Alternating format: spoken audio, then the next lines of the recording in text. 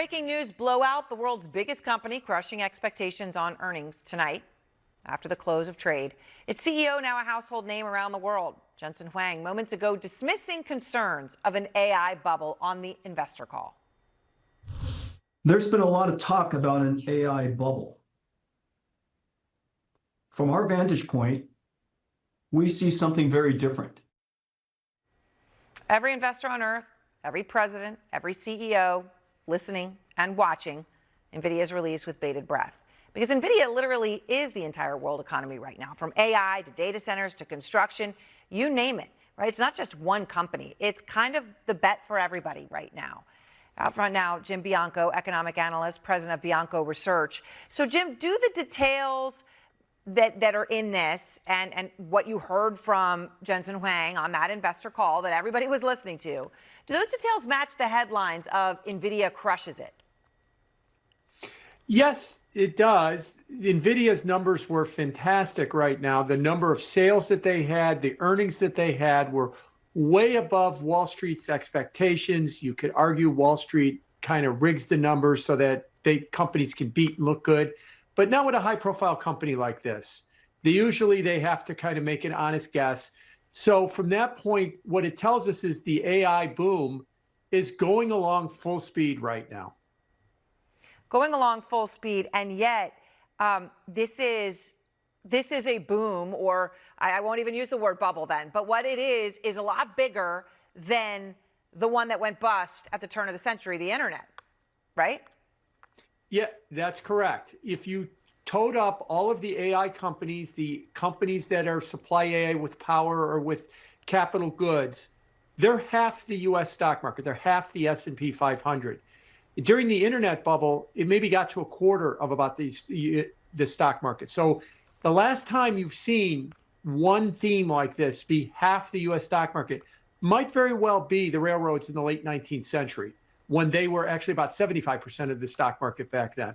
So whether you are invested in it or not invested in it, or you're not even invested in the stock market, we all have a stake in this AI boom, whether or not it works or doesn't work.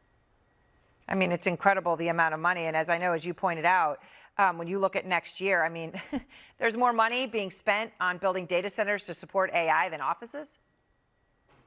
Yeah, I mean, the data center business is just going gangbusters. Of course, the office business is down because of work from home in the post-COVID era, but that's going to cross, and that's going to be one of the largest commercial operations in the country is going to be building data centers. We already have about 4,000 of them, and they're just coming online more and more every day.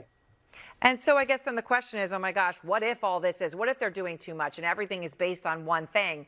When you talk about the railroads, it goes away.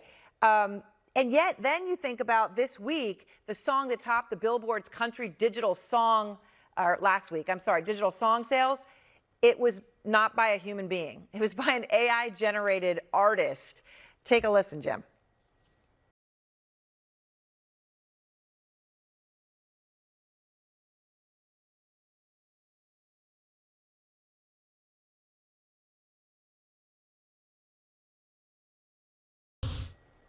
That's not a human. I mean, it's bizarre, Jim. What does this tell you? Well, in terms of AI, and taking that song in particular, all AI is able to do is take everything that's been done in the past and maybe jumble it into something different. So it took all the country music, interpreted what was done in the past, and created something like what we have in country music. Now, there's a question as to whether or not it's going to violate copyright laws, because it's probably taken something that somebody else did, a human being, and incorporated it in that, but they're not getting royalties on it. They're not being able to enjoy the work.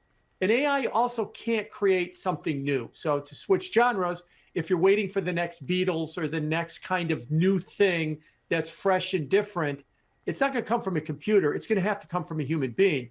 Once that becomes established, then the computers can make copies or make versions of that. And that's where we are with AI. So there's always going to be a place for human beings. It's going to be in the creative process. It's not going to be maybe in the mechanical process of doing more of the same.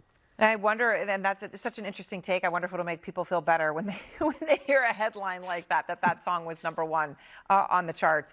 Jim, thank you so much. Always appreciate seeing you. And I want to bring in Dan Alexander now, senior